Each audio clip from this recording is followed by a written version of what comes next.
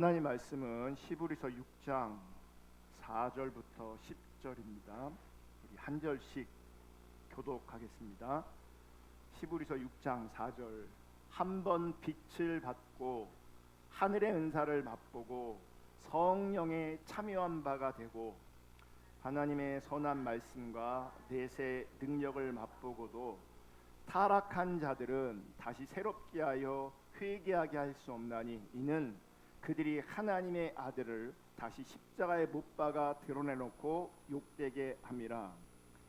땅이 그 위에 자주 내리는 비를 흡수하여 밭 가는 자들이 쓰기에 합당한 채소를 내면 하나님께 복을 받고, 만일 가시와 엉겅퀴를 내면 버림을 당하고 저주함에 가까워 그 마지막은 불사름이 되리라. 사랑하는 자들아, 우리가 이같이 말하나 너희에게는 이보다 더 좋은 것 곧 구원에 속한 것이 있음을 확신하노라. 다 같이 읽겠습니다. 하나님은 불의하지 아니하사 너희 행위와 그의 이름을 위하여 나타낸 사랑으로 이미 성도를 섬긴 것과 이제도 섬기고 있는 것을 잊어버리지 아니하시느니라. 아멘. 오늘은 참신앙인가 유사신앙인가 38번째 시간입니다. 오늘은 행함이 있는 믿음인가 말만 하는 믿음인가 라고 하는 제목으로 이번 주 다음 주 말씀 나누려고 합니다. 하나님 말씀 나눌 때에 하나님의 은혜가 우리 모두 가운데 함께 할 수 있기를 주님의 이름으로 축복하고, 특별히 정말 하나님의 기준이 우리 가운데 비춰질 수 있기를 주님의 이름으로 축복합니다. 제가 먼저 질문을 좀 드리겠습니다. 여러분은 열매를 맺고 사십니까? 여러분은 삶에 열매가 있으십니까? 여러분의 삶 속에 그리스도인이 믿음으로만 맺을 수 있는 그 열매가 있으십니까? 여러분, 어떤 사람을 그리스도인이라고 여길 수 있는 결정적인 근거는 그 사람이 하는 말이 아니라 그가 삶에서 맺는 열매입니다. 그래서 어떤 사람이 그 어떤 미사역으로 자신의 신앙을 고백하고 감동적인 간증을 이야기할지라도 그 사람이 삶 속에서 맺는 열매를 통해서 우리는 그 사람의 신앙의 진정성을 확인할 수 있게 되어지는 겁니다. 그러니까 신앙의 참다운 진정성은 말로 확인되는 것이 아니라 삶 속에서 맺혀지는 열매를 통해서 확인되어지는 겁니다. 열매를 통해서. 참신앙인가 유사신앙인가 우리가 시리즈로 계속 살펴보고 있는데, 이 참신앙과 거짓신앙, 유사신앙을 다루다 보면 반드시 이 열매의 문제를 다룰 수밖에 없습니다. 왜냐하면 우리 신앙의 진정성은 말이나 모양이 아니라 삶 속에서 맺혀지는 열매이기 때문입니다. 이런 관점에서 보면 오늘날 한국 교회와 소위 신앙생활을 하고 있는 교회를 다니는 사람들의 문제는 매우 심각합니다. 우리 한국 교회의 지금 총체적 문제는 무엇이냐면 신자들의 삶 속에 거룩이 보이지 않는다는 겁니다. 무슨 얘기냐면 삶 속에 열매가 보이지 않는다는 겁니다. 거룩에 구멍이 뚫렸습니다. 거룩하지 않다는 얘기입니다. 정통 교리를 말하고 성경의 진리를 수호한다고 주장하고, 또 자신들이 진리를 가장 잘 분별하는 사람이라고 믿는 사람이 많습니다. 우리 같은 경우는 신앙의 본질과 참다운 신앙을 추구한다고 주장할 수도 있습니다. 하지만 그들의 삶과 그들의 상태를 면밀히 살펴보면 거룩이 무너져 있습니다. 삶에 하나님께 선호하시는 열매가 없다는 얘기입니다. 우리 한국교회에 교단을 대표하는 대형 교회들이 있습니다. 유명한 목사님들이 있습니다. 그런데 대형 교회 그 유명한 목사들이 거짓과 부정, 돈, 명예, 권력 그리고 음란에 붙잡혀 넘어지는 일이 자주 있습니다. 이런 문제는 우리 한국 교회만의 문제가 아니라 미국 교회도 그렇고요. 더 나아가서 요즘 남미가 기독교가 굉장히 부흥하고 있다고 얘기하는데 거기도 다르지 않습니다. 여러분, 이런 현상은 단지 소수의 유명 목사들만의 문제가 아닙니다. 교인들의 삶도 사실상 믿지 않는 사람들의 삶과 그게 구별되지 않습니다. 교회에서는 장로고 집사고 권사이지만 그들의 삶과 그들의 행동, 그들의 언어가 신앙이 없는 사람들과 전혀 다르지 않습니다.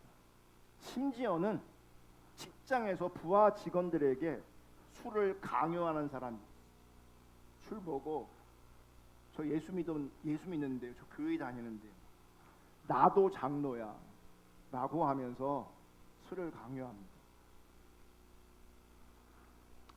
더 심각한 것은 성희롱적인 언사를 내뿜는 사람도 적지 않습니다. 갑질하는 사람도 많습니다. 언제부턴가 눈살을 찌푸리게 하는 정치인들이 여럿 보이기 시작했는데, 제가 이름은 언급하지 않겠지만 그분들이 다 교회 다니고 있습니다. 요즘 전한길 씨라는 이상한 사람이 있는데, 이건 개인적인 주장이니까 생각이 다를 수 있는 분이 있겠지만 저는 개인적으로 그분 이상한 사람이라고 봅니다. 그 전한길 씨라는 이상한 사람이 언론에 자주 등장하는데 이 사람도 기독교인입니다. 새롭게 하소서라는 간증 프로그램이 있는데 아주 역사가 깊은, 거기 나와서 간증도 했습니다. 여러분, 지금 한국 교회는 총체적 난맥상을 보여주고 있습니다. 그 구멍이 너무 커서 어디서부터 메워야 할지 모를 그런 지경입니다. 그러니까 손 쓸 수가 없는 그런 지경입니다. 제가 이렇게 얘기하면 우리 한국교회가 그렇게 문제가 많습니까? 왜 목사님 한국교회를 향해 이렇게 부정적으로 얘기합니까? 현실을 잘 못 보셔서 그러는 거예요.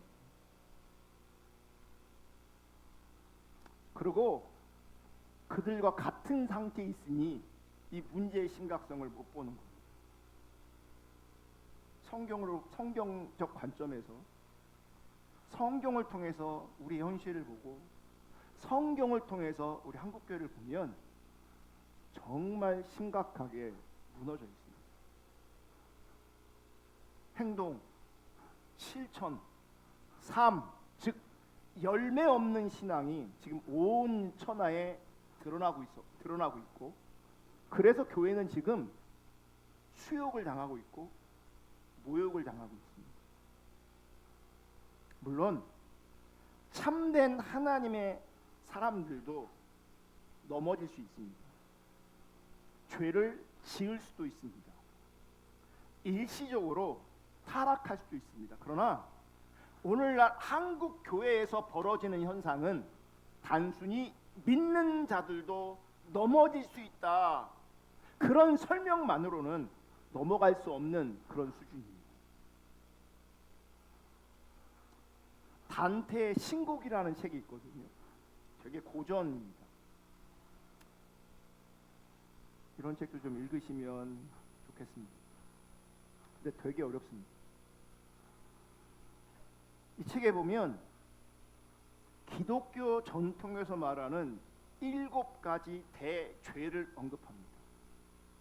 그러니까 성경에서 말하는, 기독교에서 말하는 큰 죄, 대표적인 죄 7가지를 얘기합니다. 교만, 질투, 분노, 나태, 탐욕, 폭식, 세교. 예전에 이 7가지 죄를 다루었던 상업적 영화가 있는데, 브래드 피트 주연의 세븐이라는 영화가 이 7가지 죄를 근거로 해서 영화가 만들어졌어요. 그러니까 저 죄를 짓고 있는 사람들을 죽여버리는 거예요. 여러분, 지금 나열한 7가지 죄는 지극히 자기 중립적인 자리에서 나오는 죄이며, 오늘날 현대인들에게 보편적으로 나타나는 죄입니다. 우리들에게 지금 보편적으로 나타나는 죄입니다. 그 보편적으로 나타나는 그 죄를 기독교의 7대 대죄라고 표현하고 있습니다. 저 7가지 죄 중에 그럼 가장 더 보편적인 죄가 있다면 저 개인적으로는 탐욕이라고 생각합니다. 탐욕. 이 탐욕 때문에 교만도 나오고 질투도 나오고 분노도 나옵니다. 이 탐욕 때문에. 여러분, 이 탐욕은 고대로부터 지금까지 보편적으로 인정되는 죄입니다. 탐욕이 죄입니다. 요즘 한국교회가 동성애 얘기 굉장히 많이 하는데, 죄송하지만 동성애보다 더 큰 죄가 탐욕입니다.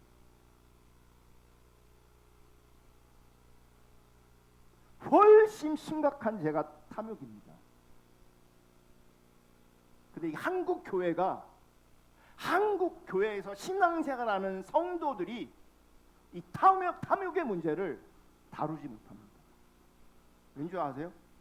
보편적으로 다 탐욕적이거든요. 이게 보편적으로 다 탐욕적이기 때문에 얘를 심각하게 다룰 수가 없는 겁니다. 탐욕적이기 때문에, 보편적이기 때문에. 그 많은 죄 중에 왜 동성애를 때려잡는지 아십니까? 나와 상관이 없거든요.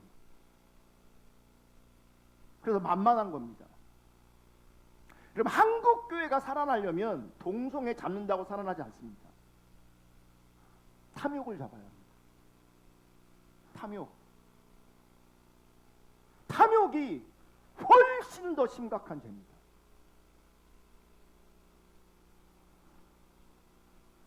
십계명 보면 10번째 계명이 이 탐욕의 문제를 다루고 있습니다. 내 이웃의 집을 탐내지 말라. 내 이웃의 아내나 남종이나 여종이나 소나 낙이나 소유 중 아무것도 탐내지 말라. 다른 사람 거 보면서 부러워한다. 그거 탐내는 거죠. 탐심이 작동되는 겁니다. 다른 사람들 보면서, 이웃을 보면서 그 어떤 것도 탐내지 말래요. 여러분, 자매들 제가 죄송한데 옆집 남편은 이렇게 해주더라. 그 탐심입니다. 그 탐심입니다. 탐심을 근거로 해서 옆집 남자를 탐하고 있는 겁니다.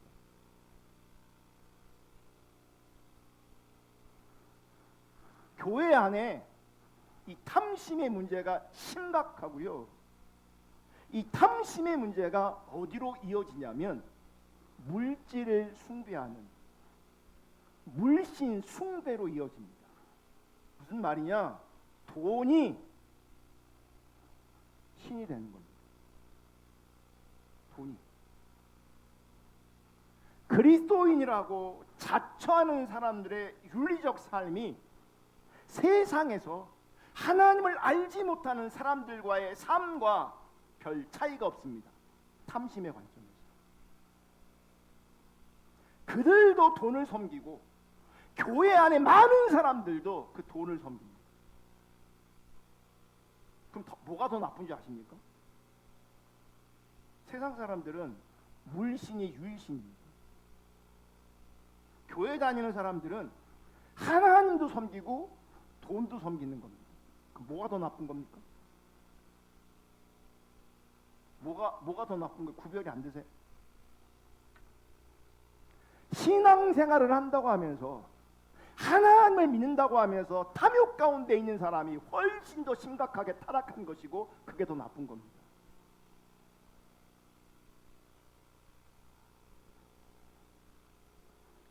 그들 안에 있는 탐욕이 오늘날 현대인들의 삶을 이끌어가는 동력이 되었습니다. 왜 사냐? 돈 때문에 삽니다. 돈이 그들의 삶을, 그들의 인생을 이끌어가고 있습니다. 돈이, 물신이 동력이었습니다.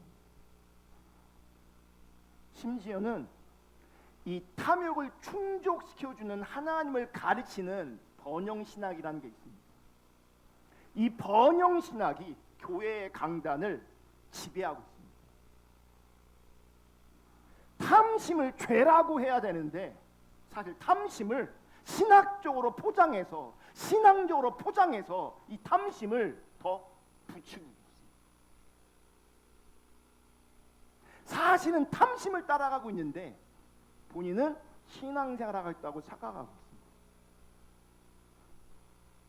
이 번영신학이 한국 교회뿐만 아니라 세계 기독교를 망치고 있습니다. 지금 부흥하는 교회들을 보면요, 그 신학적 그 교회들을 보면 그 안에 뭐가 있는 줄 아십니까? 번영신학이 있습니다. 옛날처럼 복 받아라 그런 표현을 쓰지 않지만 결국은 자기의 이익과 자기의 유익을 추구하게 돼 있어요. 그게 번영신학이에요.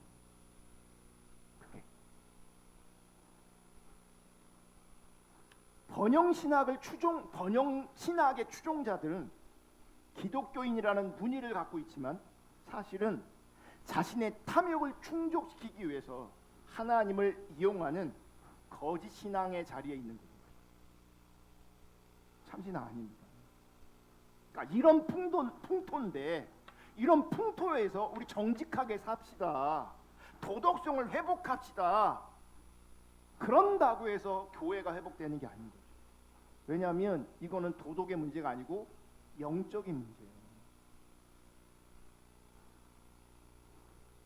이 영적인 문제 핵심에는요, 참신앙이냐 거짓신앙이냐라고 하는 문제가 놓여 있는 겁니다.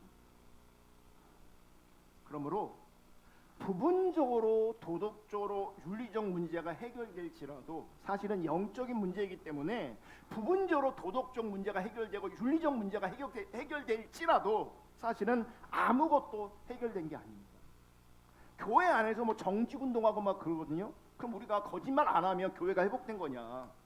우리가 거짓말 안 하면 신자됨을, 참신앙을 회복한 것이냐? 아니란 말이죠. 그런 문제가 아니에요. 더 심각한 문제를 우리가 직면하고 있다는 겁니다. 그러면 오늘날 교회 안에 스스로 믿는다고 생각하는 사람들이 많습니다. 실제로는 믿지 않는 사람이 훨씬 더 많습니다. 사실 믿지 않는 목사 또한 많습니다. 목사를 포함해서 정말 많은 사람들이 믿지 않고 있는데, 하나님 보실 때는 믿지 않고 있는데 본인들이 믿고 있다고 지금 착각하고 있을 뿐입니다.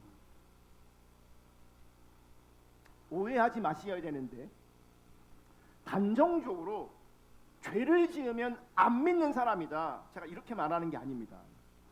믿는 사람 넘어질 수 있어요. 실수할 수 있어요. 일시적으로 타락할 수도 있어요.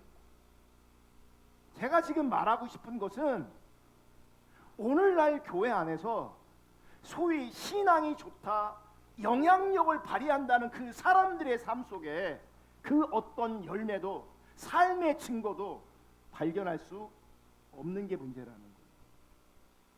믿는다고 하는데, 열심히 하는데 그래서 영향력도 가지는데 실제 그들의 삶에 하나님께서 원하시는 그 참된 열매가 안 보인다는 거예요. 그러니까 참된 신자가 아닌 그저 종교인, 명목상의 신자들이 지금 교회 안에 너무 많이 넘쳐나고 있는 거예요. 이게 한국 교회가 직면하고 있는 심각한 문제입니다. 오늘날 많은 교회가 거짓된 메시지를 전하는데 양적으로 성장합니다. 왜 그럴까? 분명 이런 교회의 성장은요, 성령의 역사가 아닙니다. 그리고 말씀의 부흥도 아닙니다. 그것은 강단에서 사람들이 듣고 싶어하는 이야기를 들려주기 때문에 그렇습니다. 소위 시장 친화적 설교, 소위 시장 친화적 교회가 된 겁니다. 사람들이 좋아하는 교회를 만드는 겁니다. 이 진리냐 비진리냐 이런 관점이 아니라 신앙이라는 걸 통해서, 종교라는 걸 통해서 얼마나 사람들을 만족시키느냐, 이렇게 접근하는 겁니다. 그렇게 접근해서 성공한 교회들은 사람들이 많이 모여요. 분위기 좋습니다. 그 안에 좋은 사람들 많습니다. 재미있는 일도 많이 일어납니다. 만족도가 높아갈 수 있어요. 나는 너무 행복하게 신앙생활, 교회 생활하고 신앙생활 할 수 있습니다. 근데 하나님은 뭘 보시냐면 참신앙이냐 거짓신앙이냐를 보시는 거예요. 네가 얼마나 행복하냐 만족하냐를 보시는 게 아니라 진짜냐 가짜냐, 네가 진짜 성경에서 말하는 그 참된 신앙을 추구하는 거냐, 아니면 네가 원하는 신앙생활을 추구하는 거냐, 그걸 본다고요. 이런 관점에서 보면 특별히 한국 교회만 그런 게 아니고요, 성경을 보더라도 역사적으로 계속 교회는 그랬습니다. 이게 타락한 교회의 현실입니다. 여러분, 참된 신앙은 반드시 삶의 열매를 맺습니다. 참된 신앙은 반드시 삶의 열매를 맺습니다. 제가 이 표현도 수정할 게 있어요. 뭐냐면 참된 신앙이라면 자연히 저절로 삶의 열매를 맺는다, 이런 식으로 저도 얘기하는 것 같아요. 그런데 제가 목회하면서 또 제가 스스로 신앙생활을 하면서 발견하는 건 뭐냐면 저절로 안 됩니다. 저절로 안 됩니다. 참된 신앙은 반드시 삶의 열매를 맺습니다 라고 할 때 전제가 뭐냐면, 참된 신앙은 삶의 열매를 맺기 위해서 내가 행동해야 돼.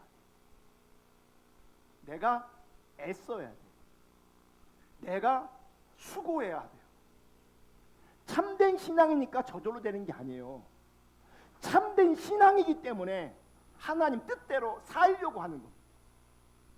하나님의 뜻을 이루려고 하는 겁니다. 그런 관점으로 자기를 조종하고 자기를 대어 드리는 겁니다. 기도만 한다고 되지 않습니다. 극단적인 예인데, 학생이 시험 앞두고요, 뭐 해야 됩니까? 기도해야 됩니까? 공부해야 됩니까? 기도해야 돼요? 공부해야 돼요? 당연히 공부해야죠.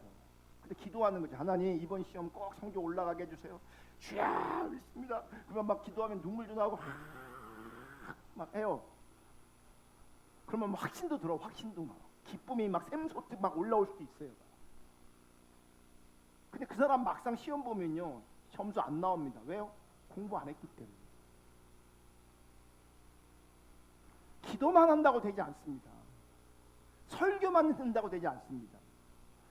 참된 신앙은 반드시 삶의 열매를 맺는다라고 했을 때 그 삶의 열매를 향한 수고와 애씀과 노력이 반드시 포함되어 있는 거예요.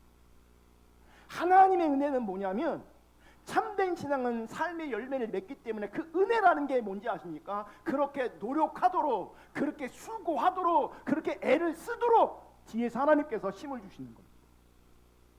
그걸 은혜라고 말하는 겁니다. 저절로 되는 게 아니라. 저절로.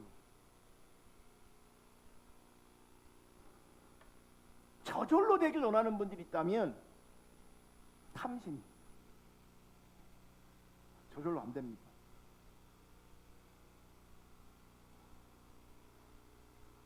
참된 신앙은 반드시 삶의 열매를 맺는다. 이 성경적인 명제 앞에서 우리는 자신의 신앙을 돌아봐야 합니다. 우리 시대의 신앙을 돌아봐야 합니다. 조나단 에드워드가 신앙 감정론에서 이렇게 얘기합니다. 행함의 문제, 실천의 문제를 다루면서 열매의 문제는 참된 믿음에 대한 다른 모든 표지를 확증하고 으뜸이 되는 표지 중에 표지다. 그러니까 진짜 신앙이 무엇인가라고 진단할 때, 분별할 때 가장 중요한 게 뭐냐? 열매라는 거예요. 열매가 진짜냐 가짜냐를 구별하는 지표 기준이라는 거예요. 열매가, 삶의 열매가. 그러면 우리는 나를 진단하고 돌아볼 때 뭘로 돌아봐야 되는 거예요? 열매로 돌아봐요. 나는 이런 열매가 있나? 혹은 나는 이런 열매를 지금 추구하고 있나? 조나단 에드워드가 이렇게 말하는 이유는 참된 신앙의 모든 믿을 만한 증거들은 다 실천의 열매를 통해 외적으로 드러내기 때문에 행함으로 실천함으로 우리의 믿음이 드러나고 증명된다는 거예요. 이 행함의 열매, 이 실천의 열매는 두 가지로 나누어서 설명할 수 있습니다. 첫째는 이웃과 교회 안의 형제들 앞에서 믿음의 신실성을 입증해주는 근거로서의 열매입니다. 그러니까 이 열매가 나올 때 이 사람 참된 신앙이구나. 그 관계성 안에서, 이웃과의 관계성 안에서, 공동체 안에서 이 사람 정말 신앙이 있구나. 이 사람의 믿음이 진짜이구나 라는 관점에서 열매가 있어요. 두 번째는 자기 양심에 자신이 진짜 하나님의 자녀임을 확인시켜주는 증거로서의 열매가 있습니다. 그러니까 관계성 안에서 참신앙이 드러나고 또 개인적으로 내가 하나님의 자녀인 것이 확인되는 열매. 이게 열매로서 두 가지 관점으로 설명할 수 있다는 거예요. 오늘은 첫 번째 열매에 대해 살펴보려고 하는데, 여러분 우리가 신앙생활함에 있어서 정말 중요한 것이 있습니다. 거짓 신앙을 분별하는. 거짓 신앙을 분별하는 것이 우리 신앙생활함에 있어서 정말 중요합니다.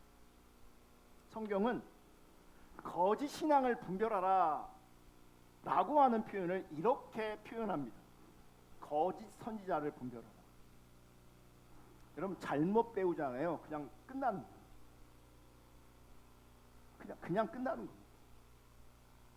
그래서 네 신앙을 분별해라 이런 관점도 분명히 있지만 분명하고 강력하게 뭐라고 표현하냐면 거짓 선지자를 분별하라. 잘못 배우고 있으면 그 거짓 선지자가 가르치는 대로 내가 따라가고 있고 내가 잘못 배우고 있으면 같이 망하는 겁니다.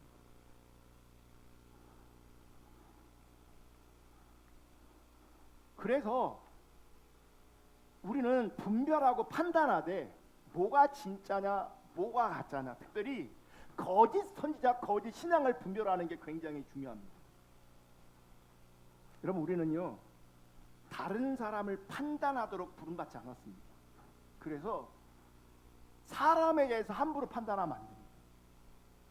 사람에 대해서 만약 우리가 누군가를 판단한다면 그 사람을 위해서 기도해 주기 위해서, 그 사람을 섬기기 위해서 그 사람을 판단하는 겁니다. 내가 기도해 주지 않는데, 내가 섬기지 않는데 누군가를 판단하잖아요. 그거 죄입니다.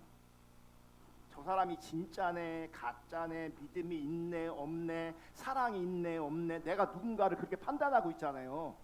만약 내가 판단하고 있을 때 그 판단이 내가 정말 그를 위해 기도해 주는 거라면, 그를 살리기 위해서 그를 섬기는 거라면, 그럼 판단이 아니라 진단일 수 있겠죠. 근데 그런 거 하나 없이 기도도 안 해줘, 섬기지도 않아. 근데 사랑이 있네 없네, 진짜네 가짜네 이러고 있잖아요. 그분 가짜입니다. 우리는 성경을 보면 다른 사람을 판단하도록 부르심 받지 않았습니다. 근데 우리 안에 못된 버릇이 있습니다. 엄청 판단하고 다닙니다. 엄청. 성경은 뭐라고 말하냐면, 다른 사람 판단하지 말고 너를 판단해라, 너를 성찰해라, 이렇게 말합니다. 자기를 돌아보지 않으면서, 자기는 성찰하지 않으면서, 기도해 주지도 않으면서, 섬기지도 않으면서 판단한다. 그거 엄청난 죄입니다.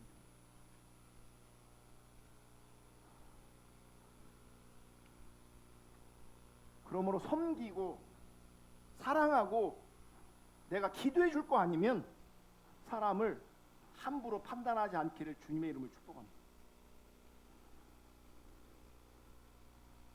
주님께서 강력하게 분별을 요구하시는 경우가 있는데, 마태복음 산상수훈에 보시면 주님께서는 거짓 선지자를 분별할 것을 강력하게 명령하십니다.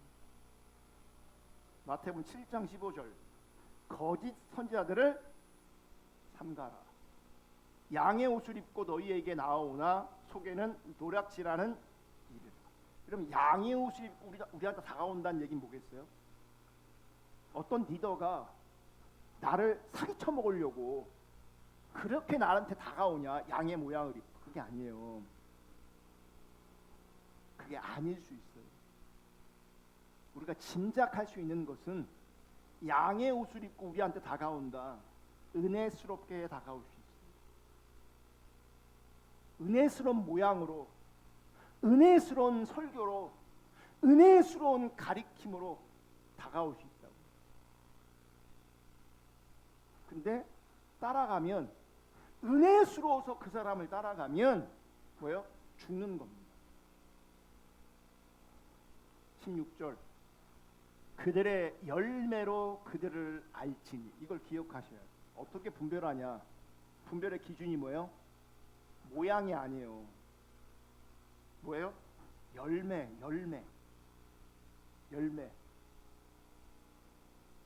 가시나무에서 포도를 또는 엉겅퀴에서 무화과를 따겠느냐. 이와 같이 좋은 나무마다 아름다운 열매를 맺고 못된 나무가 나쁜 열매를 맺나니, 좋은 나무가 나쁜 열매를 맺을 수 없고 못된 나무가 아름다운 열매를 맺을 수 없느니라. 아름다운 열매를 맺지 아니하는 나무마다 찍혀 불에 던져지느니라. 그럼 보세요. 지금 거짓 선지자 얘기하고 있는데, 이 거짓 선지자가 결국 어떻게 되는 겁니까? 열매 맺지 않는 나무마다 찍혀서 불에 던져지는 거죠. 그러면 이 거짓 선지자라는 개념은 현실에서 영적 리더예요. 종교 지도자들이에요. 근데 그 영적 리더들이 우리 앞에 어떻게 등장하냐면 양의 모양으로 등장해요. 양의 모양으로. 근데 속은 뭐라고요? 일이라고요. 그래서 우리가 분별할 때 그 사람의 모양이 아니라, 그 사람의 말이 아니라 열매를 봐야 된다.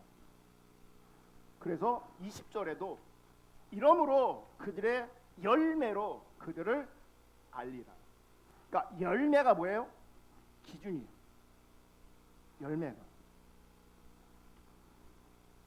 열매는 뭡니까? 겉으로 드러나는 증거입니다. 여러분, 대형교회 목사님들 설교가 되게 위험한 게 뭐냐면, 우리는 그들을 열매로 분별할 수 없습니다. 우리는 그들의 말만 듣습니다. 말만. 그러면 그 말만 가지고는 그 사람이 진짜인지 가짜인지 구별되지 않습니다. 관계성 안에서 있다 보니까요, 이런저런 얘기를 듣게 됩니다. 한국 교회에 대표적으로 어떤 유명한 목사가 있는데 그분의 설교를 엄청 많은 사람들이 듣고 그 사람한테 그분의 설교 때문에 은혜를 받습니다.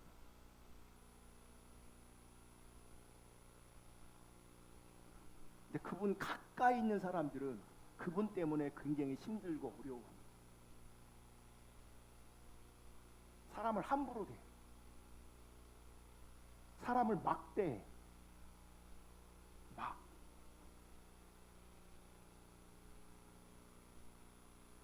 그러면 가까이 있는 사람들이 뭘 보는 겁니까? 열매를 보게 됩니다.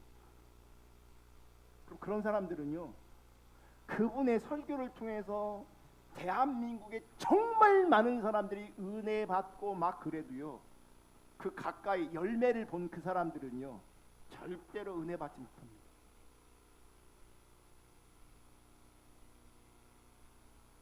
그리고 여러분도 마찬가지예요.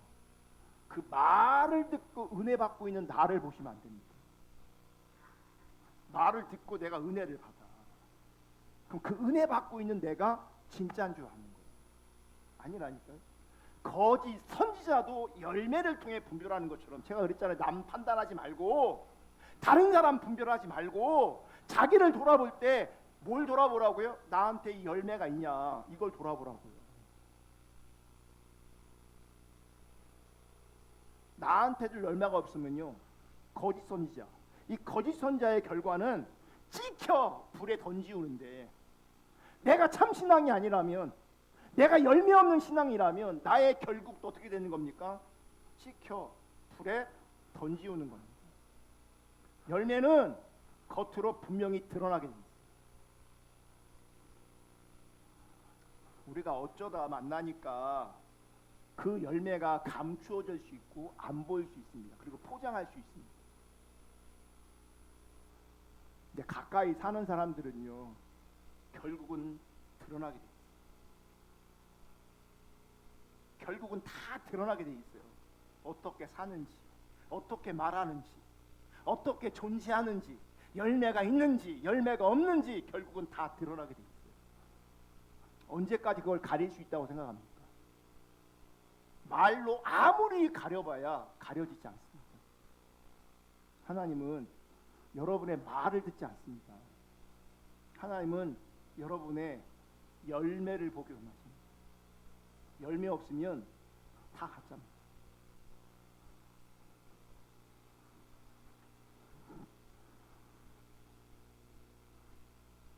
주님은 거짓 선지자들이 무슨 말을 하는지 보고 그 말로 그들을 분별하라, 그렇게 말씀하지 않았습니다. 그 삶 속에서 맺는 열매로 분별하라. 근데 이 말씀의 기준이 여러분 우리에게도 똑같이 적용되고 있다. 마태복음 5장 16절 다 같이 읽습니다. 시작. 이같이 너희 빛이 사람 앞에 비치게 하여 그들로 너희 착한 행실을 보고 하늘에 계신 너희 아버지께 영광을 돌리게 하라. 여러분, 세상은 여러분의 말을 듣지 않습니다. 세상도 우리의 착한 행실, 행함의 열매를 보게 되어 있습니다. 말씀해 보면 너희 빛이 사람 앞에 비치게 하라. 이 빛이 뭡니까? 착한 행실. 이 빛은 우리의 말이 아니에요. 이 빛은 우리의 모양이 아니에요. 이 빛은 우리의 종교적 의식이 아니에요. 이 빛은 착한 행실이에요. 열매라고요.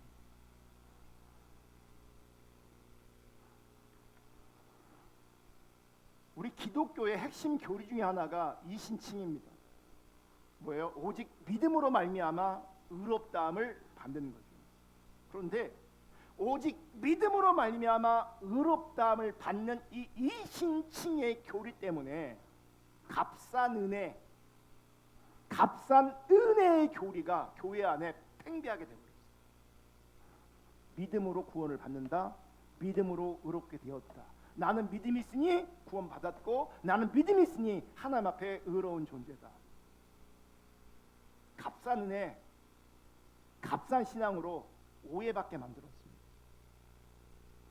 오해가 아니라 거짓 신앙은 이 이신칭의 교리를 이용해서 우리를 유사신앙, 거짓 신앙으로 이끌어가고 있습니다.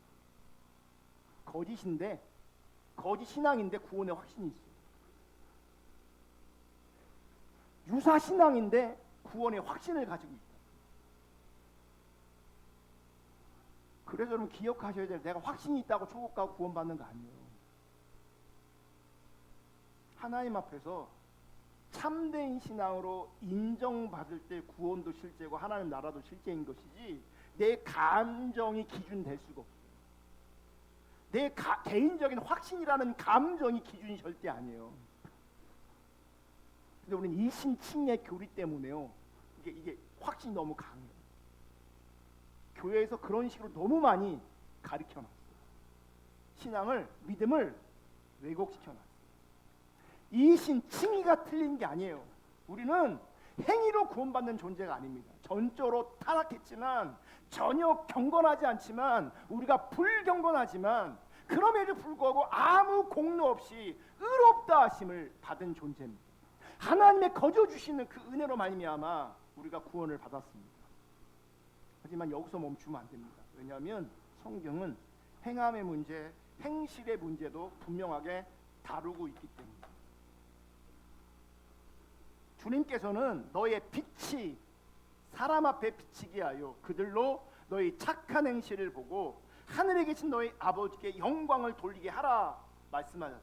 그러니 리더들도 열매로 분별하는 것이고 나도 뭘로 분별하는 거예요? 열매로 분별하는 거예요.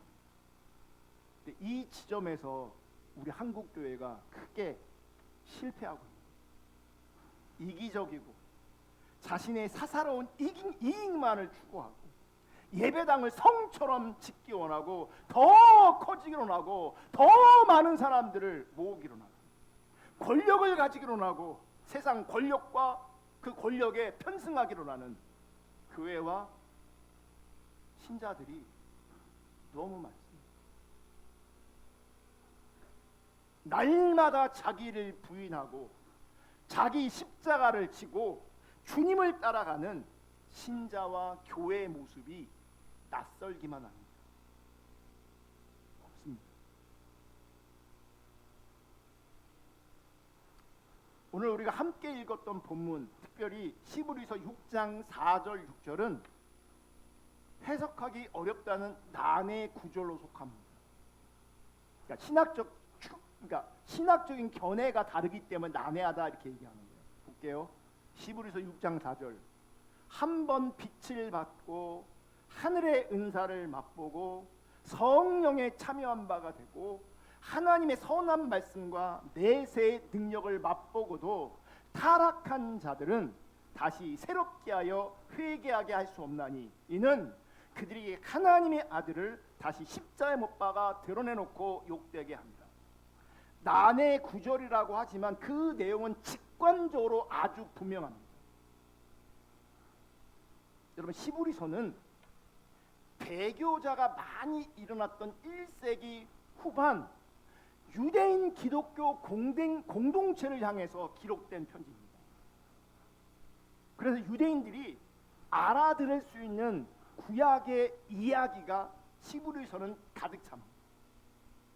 교회는 외부의 핍박이 심해지자 신앙을 버리고 변절하고 배교하는 사람들이 많아졌습니다. 여기서 배교, 여기서 변절, 이게 뭘 말하는 줄 아십니까? 기독교 공동체에서 유대교로 돌아갔다는 얘기예요. 그러니까 보세요. 한쪽에서는 배교이지만 다른 한쪽에서는 환영받을 일인 거죠. 그럼 본인은 지금 배교에 있지만 이쪽에서는 배교인데 이쪽에서는 배신인데 변절인데 이쪽에 가면 환영을 받아. 그러면 자기는 배신하고 변절했다고 생각합니까? 그렇게 안 하겠죠. 그리고 보세요. 기독교에서 유대교로 넘어갔으면 이 사람은 신앙생활을 멈춘 겁니까? 신앙생활을 지금 계속 하고 있는 겁니까? 본인 이 사람의 관점에서 신앙생활 계속 하고 있는 거라고. 그러니 신앙생활을 내가 안 하면 변절, 배신 이게 와닿을 수 있겠지만 배신한 자들을, 변절한 자들은 자기들은 신앙생활 여전히 하고 있기 때문에 자기가 배신했다, 변절했다 이렇게 인식되지 않습니다.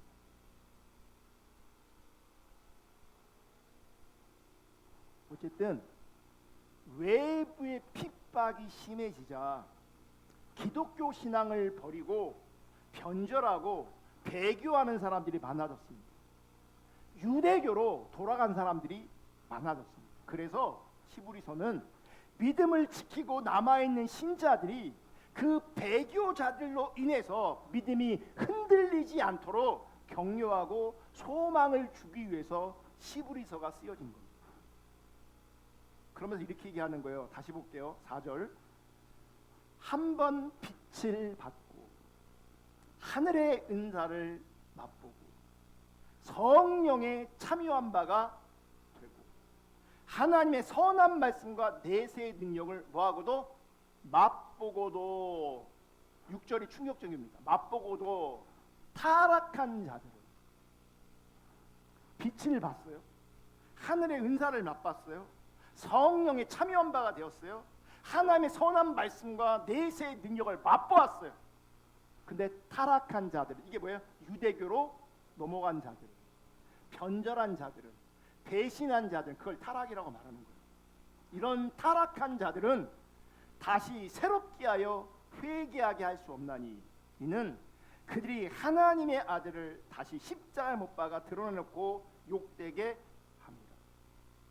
이 말씀을 가지고 어떤 사람은 이 본문에서 말하는 타락한 자들은 이미 구원을 받았다가 신앙을 버림으로 말미암아 받은 구원이 취소되었다 이렇게 이해하는 사람들이 있습니다. 왜요? 빛을 받고 하늘의 은사를 맛보고 성령이 참여했고 하나님의 선한 말씀의 내세의 능력을 맛보고도 어떻게 했어요? 타락했단 말이에요. 근데 구원이 뭐예요? 취소됐다 얘기하는 거예요. 그렇게 이해하는 거예요. 근데 또 어떤 사람들은 다른 견해를 가지는 거예요.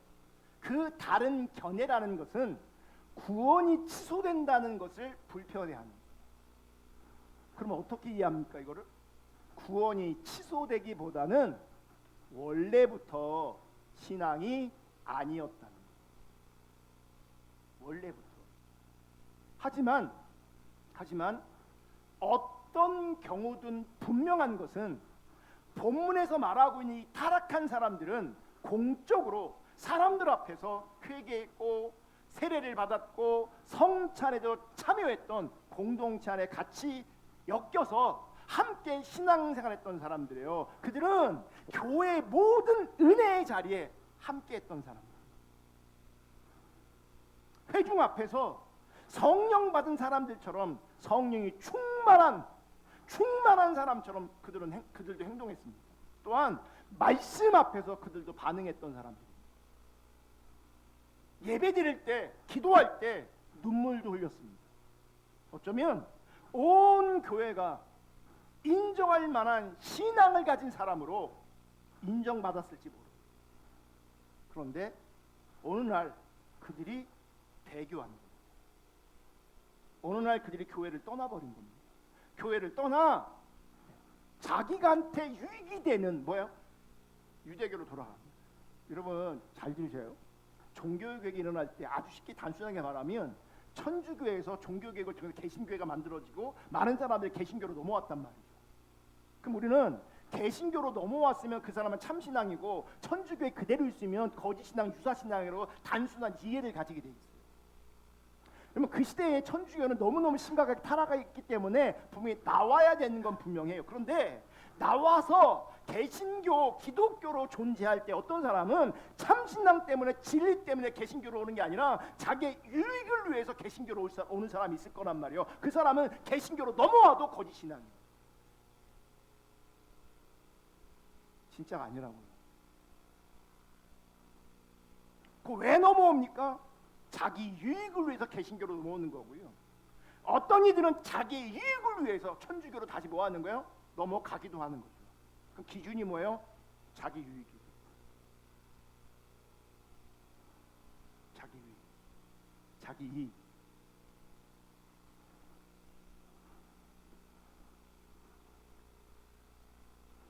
어느 날 배교한 사람들이 생겨났습니다. 그래서 시브리서 기자는 그 배교한 사람들의 문제를 지금 설명하고 있는 겁니다. 한 번 빛을 받았다 이렇게 말하면 이거는 초대교회에서 회심과 세례를 의미하는 관용적 표현입니다. 무슨 얘기요? 세례받 회심했다는 거죠. 그러니까 이런 사람들은요, 그러니까 우리나라에서 우리는 그렇게 안 하지만 새신자가 오고 세례 받을 때 어떻게 하는지 아십니까? 간증시키는 교회가 되게 많습니다. 내가 이런 삶을 살다가 우리 교회를 만나서 교회에 등록하게 됐고 새신자 교육을 받게 됐고 내가 예수를 영접했고 구원을 받았습니다. 그래서 오늘 내가 세례를 받습니다. 세례 간증합니다. 그러면 온 교회는 그 사람 뭐 하는 거야? 환영해 주겠죠. 막 꽃다발도 주고 막 그러잖아요. 우리 예모 저번에 세례 받을 때처럼 제가 뭐 혼났어요. 세례 줄 거면 머리 안 깎았을 때 세례를 주지. 머리를 막 다 밀어놓고 세례 받게 하는데 본인은 그게 불편했을지 몰라도 우리는 막 적극적으로 환영했거든요. 울컥울컥 하고 막 그랬단 말이에요. 배교한 사람, 여기서 배교한 사람이 한 번 빛을 받았다. 이게 뭔지 아십니까? 교회 안에서 공동체 안에서 회심을 드러내는 거예요. 나 회심 받았습니다. 그래서 나는 세례 받았습니다. 하늘의 은사를 맛보았다. 이 말은 성찬에 참여했다는 성찬에 참여했다는 것으로 이해합니다. 좁은 견해로. 그래서 맛보고라고 돼 있잖아요. 맛보고. 성찬에 참여한 것으로 이해하고 더 나아가서 빛을 보고 하늘의 은사를 맛보았다라는 이 표현을 묶어서 그들이 명백한 회심의 증거를 보인 사람들이다. 무슨 말이냐면 성령의 은사도 체험하고 성령 세례도 받고 막 은사도 나타나고 은사도 맛보고 막 그랬던 사람들이라는 거예요. 누가 봐도 이 사람은 진짜입니까? 가짜입니까? 누가 봐도 진짜죠. 누가 봐도. 분명한 것은 그들은 신앙을 고백한 사람. 성경을 보면 성령에 참여한 바가 되고 이렇게 표현해요. 뭐예요? 성령 받은 사람으로 드러나는 거예요. 나 성령 체험 있습니다. 이렇게 얘기하는 거예요. 또한 하나님의 선한 말씀과 내세의 능력을 맛보고 이게 뭔지 아세요? 하나님의 말씀을 통해 은혜를 받는 거예요. 말씀을 들으면 끄덕끄덕하고 말씀을 들으면서 아멘하고 말씀을 들으면서 감동을 받고 말씀을 들으면서 회개도 하고 말씀을 통해 은혜를 받는다. 그런 사람들 중에는요, 그 공동체 안에서 리더가 될 수도 있습니다. 그런데 이렇게 말씀 충만하고 기도 많이 하고 이렇게 성령 충만했던 사람들이 어느 날 배교한 변절하는 거죠. 어느 날. 그러면 그 배교한 사람은 자기 이익과 유익을 위해서 떠나가 버렸지만 남아있는 사람들은 그 변절한 모습을 보면서 배교한 모습을 보면서 얼마나 마음이 힘들고 혼돈스럽고 마음이 흔들리겠습니까? 그래서 시브리서 기자를 통해서 이거 바로 잡는 거죠. 여러분, 타락한 자들도 배교한 자들도 교회를 떠난 자들도 신자됨의 증거가 넘쳐났습니다. 지금 넘쳐나고 있어요. 회심도 했대요. 구원도 받았대요. 은사도 경험하고 있고 말씀 통해 은혜 받고 있어요. 근데 변절한다. 그들은 왜 변절하는가? 여러분, 지금 나열한 것들이 다 귀하지만 지금 회심한 거, 세례 받은 거, 은사를 경험한 거, 말씀을 통해 은혜 받는 거 이런 거 다 귀하지만 진짜 참된 신앙의 증거는 이딴 게 아니라는 거예요. 이런 게 아니라는 거예요. 진짜 신앙의 증거가 그들 가운데 없으니까 그들은 어느 순간 자기 이익을 위해서 배교하는 겁니다. 이 당시는 유대교로 넘어갔지만 우리 시대는요, 다른 교회 가버리면 되는 거예요. 누구를 위해서? 자기를 위해서. 여러분, 정말 하나님의 뜻과 하나님 나라와 진리를 위해서 그런 일이 있을 수 있지만 자기를 위해서 그런 선택을 한다면 그게 배교입니다. 그게 변절입니다.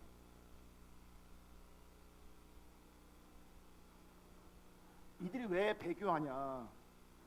이들에게는요 가장 중요한 열매, 즉 겉으로 드러나는 삶의 열매, 외적인 행위의 열매들이 그들 가운데 드러나지 않는 겁니다. 그러니까 삶의 열매가 나타나지 않은 것으로 말미암아 결정적으로 그들은 그리스도를 부인하게 되는 겁니다. 그러면서 그들이 가짜인 것을 스스로 증명하는 거죠. 나는 가짜입니다. 근데 본인은 그런 인식이 전혀 없습니다. 왜냐하면 여전히 신앙생활을 하고 있습니다. 믿음이 있고 믿음이 좋은 사람이라고 여겨졌었지만 실상은 그들은 지금 믿음이 없는 자로 존재하는 겁니다. 빛이 임했는데 말씀을 통해 은혜도 받는, 성령도 체험했는데, 은사도 나타나는데 사실은 믿음이 아닌 거고 믿음이 없는 거예요. 그걸 통해서 믿음이 증명되는 게 아니라 삶의 열매를 통해서만 믿음이 믿음으로 증명되는 겁니다. 지금 나열한 많은 신적 어떤 신앙적 열매들 증거들이 있을지라도 삶의 열매에 문제가 있으면 그분의 신앙은 결국 배교하게 돼 있어요. 결국 배도하게 돼 있어요. 어떤 사람은 배교함으로 실제로 유대교로 넘어감으로 내가 가짜입니다라고 천명한 것이지, 안 넘어갔을지라도 그런 상태로 존재하고 있으면 그건 가짜인 거예요. 참된 신앙이 아닌 거예요. 그냥 종교인인 겁니다.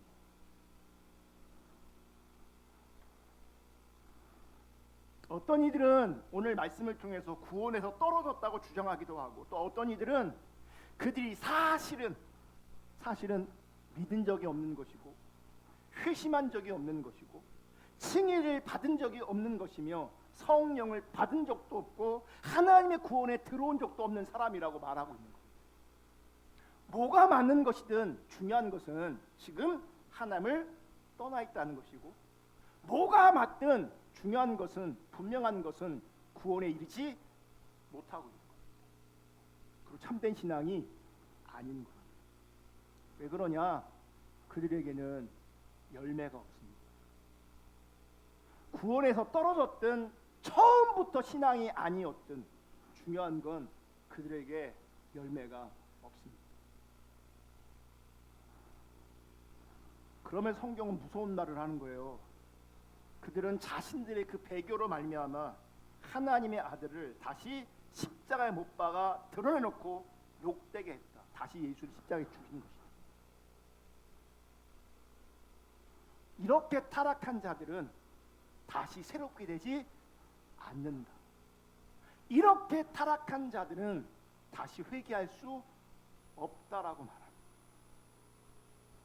이렇게 얘기하면 어떤 분들은 두려운 마음이 들 수 있습니다.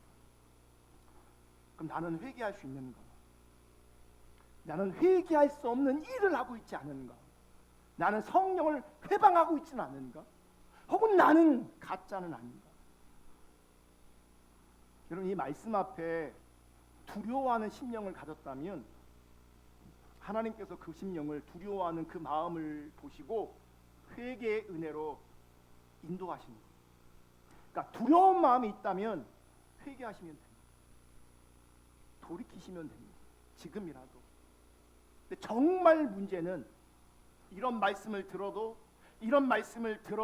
전혀 두려워하지 않아요. 왠지 아십니까? 굳어져 있어요. 강팍해져 있어요. 무거운 말씀을 들어도 무겁게 들리지 않아요. 가볍게 들어요. 자기식으로 이해해요. 더 나아가서는 비웃고 조롱합니다. 이게 무슨 얘기냐? 막 그렇게 되겠어, 뭐 내가 구원해서 탈락되겠어, 뭐 구원은 받았겠지, 그래도 난 천국 가겠지. 그게 비웃는 겁니다. 이런 사람 진짜 위험해요. 이런 상태에 있는 사람이 회개할 수 없다는 겁니다. 그리고 이런 상태가 사실은 배교의 상태이고, 이 배교의 상태는 십자가에 그리스도를 다시 못 박고 있는 상태라. 히브리서 6장 7절부터 볼게요. 땅이 그 위에 자주 내리는 비를 흡수하여 밭가는 자들이 쓰기에 합당한 채소를 내면 하나님께 복을 받고, 만일 가시와 엉겅퀴를 내면 버림을 당하고 저주함에 가까워 그 마지막은 불사람이 되리라. 사랑하는 자들아, 우리가 이같이 말하나 너희에게는 이보다 더 좋은 것 곧 구원에 속한 것이 있음을 확신하노라. 하나님은 불의하지 아니하사 너희 행위와 그의 이름을 위하여 나타낸 사랑으로 이미 성도를 섬긴 것과 이제도 섬기고 있는 것을 잊어버리지 아니하시느니라. 본문에도 뭘 말해요? 아까 말한 대로 참신앙이냐 거짓신앙이냐, 그래서 어떤 사람 배교 타락한 자들을 말하다가 지금 말씀을 보면 결국 뭘 말하냐면 지금 열매를 말하고 있는 겁니다. 농부가 바라는 합당한 채소를 내느냐 아니면 가시와 엉겅퀴를 내느냐. 똑같이 비가 내리고 태양이 있는데, 똑같이 농부가 수고했는데 누구는 채소를 내는데 누구는 가시와 엉겅퀴를 내고 있는 거예요. 만약 가시와 엉겅퀴를 낸다면 그건 합당한 열매가 아닌 거죠. 농부가 없는 게 아니에요. 햇빛이 없는 게 아니에요. 비가 없는 게 아니에요. 똑같이 임했는데, 똑같이 갖고 왔는데 누구는 열매를 맺는데 누구는 가시를 냈고 엉겅퀴를 낸다는 얘기예요. 이런 배교한 사람들이 그동안 말하고 행동하고 보여주었던 신앙적 모습이 분명히 있습니다. 문제는 그들은 열매를 맺지 못합니다. 그들은 삶에서 가시와 엉겅퀴를 냅니다.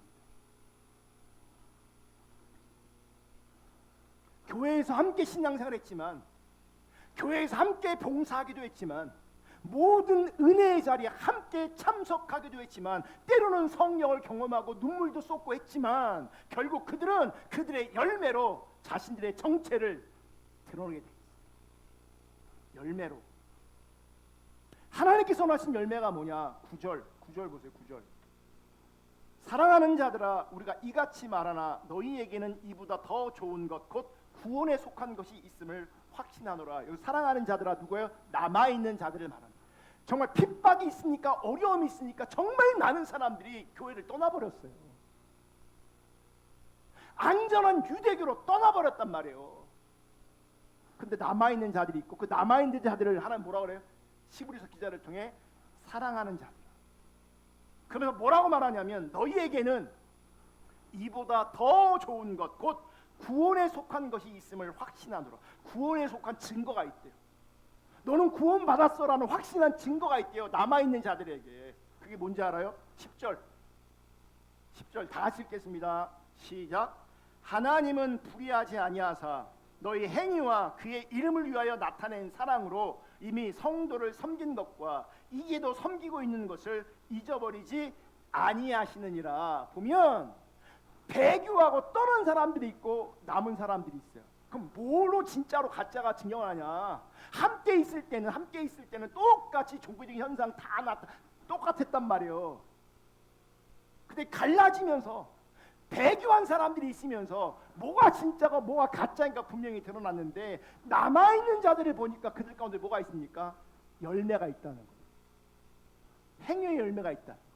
떠난 자들은, 배교한 자들은 뭐가 없는 거예요? 그 행위의 열매, 삶의 열매가 없는 거예요. 근데 그 열매가 어떻게 나타나냐? 너희 행위와 그의 이름을 위해 나타낸 사랑으로 이미 성도를 섬기고 있는 것. 성도를 섬기는 거, 사랑하는 거, 이게 진짜 열매라는 거예요. 이게 진짜다라고 증명하는 열매라는 거예요. 정말 우리 시대에 많은 사람들이 이기적입니다. 그리고 자기 중심적입니다. 그래서 내가 섬기려고 하는 것이 아니라 섬김을 받으려고 합니다. 섬기는 게 진짜고요.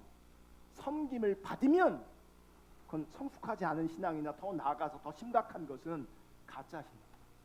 그래서 다른 곳에 더 큰 유익이 있으면 나를 위해서, 자기 이익과 유익을 위해서 뭐예요?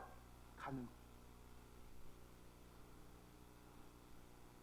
여러분, 참된 하나님의 자녀들에게는 행위에 실천의 열매가 있습니다. 그것은 섬기는 겁니다. 그것은 사랑하는 겁니다. 그 삶의 열매가 분명하게 있기를 주님의 이름으로 축복합니다. 아멘. 복음의 진리를 가지고 있다. 우리는 그 복음의 진리를 수호하고 있다. 주장해봐야 소용이 없습니다. 우리는 이렇게 주장할 수 있거든요. 우리는 신앙의 본질을 추구합니다. 우리는 참신앙을 추구합니다. 아무리 주장해도 그게 소용이 없습니다.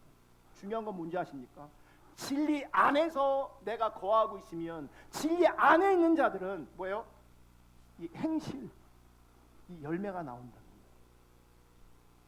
백날 참신앙을 추구한다고 주장해도 이 열매가 없으면 그 사람은 가짜.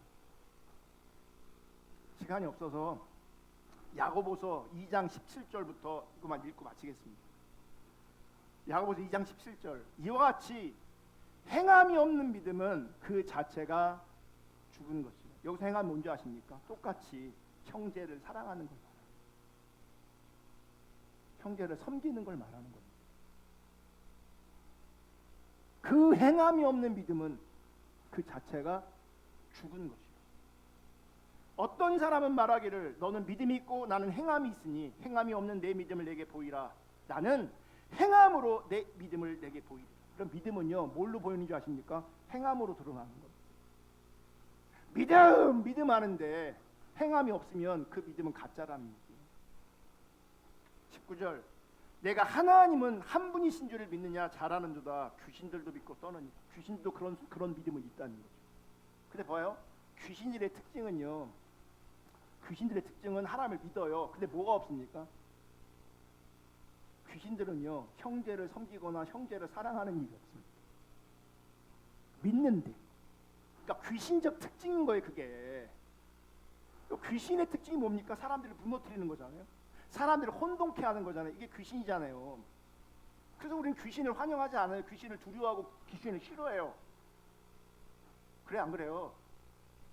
그러니까 믿음이 없는데 행함이 없잖아요. 믿음이 있다고 하면 행함이 없잖아요. 귀신 같은 존재인 거예요. 그런 믿음은 귀신도 가지고 있다고요. 귀신에게 하나님 있냐 물어보면 하나님 있다고 말한다고요.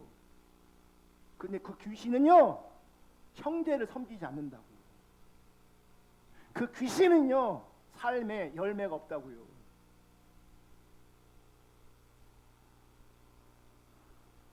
(20절) 허탄한 사람아 행함이 없는 믿음이 헛된 것인 줄을 알고자 하느냐.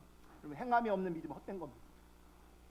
21절 우리 조상 아브라함이 그 아들 이삭을 제단에 바칠 때에 행함으로 의롭다 하심을 받은 것이 아니냐. 22절 내가 보기에 믿음이 그 행함과 함께 일하고 행함으로 믿음이 온전하게 되었는다.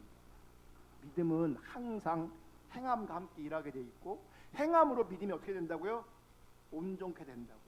그러니까 우리는 이게 쉬운 게 뭐냐면 믿음이 있습니까? 라면 믿음의 관점은 다 동의가 되고 인정하는 것 같아요.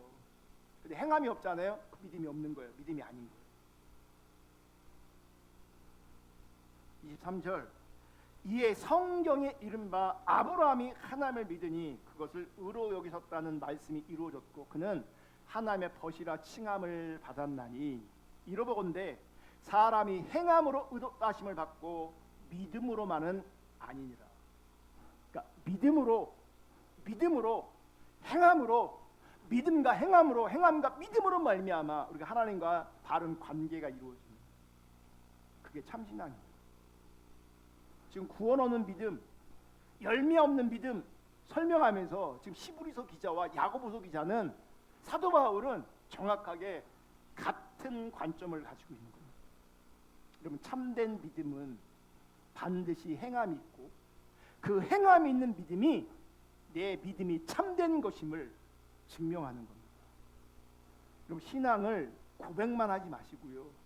그 신앙이 여러분의 삶을 변화시킬 수 있기를 축복하고 여러분의 삶의 자리에 하나님께서 원하시는 그 열매가 드러날 수 있기를 주님의 이름으로 축복합니다. 그것이 참된 신앙. 말만 하지 마시고 정말 말만 하지 마시고 행함으로 하나님 앞에 내가 참된 신앙인 것이 증명되어질 수 있기를 주님의 이름으로 축복합니다. 두 번째 생각해야 될 것은 이 실천의 열매가 자기 양심의 증거가 된다는 겁니다. 내가 그리스도인이구나 라고 하는 확신이 이 행함을 통해서 실천의 열매를 통해서 확신되어진다는 거예요. 이 부분은 다음 주에 살펴보겠습니다. 찬양하고 기도하겠습니다.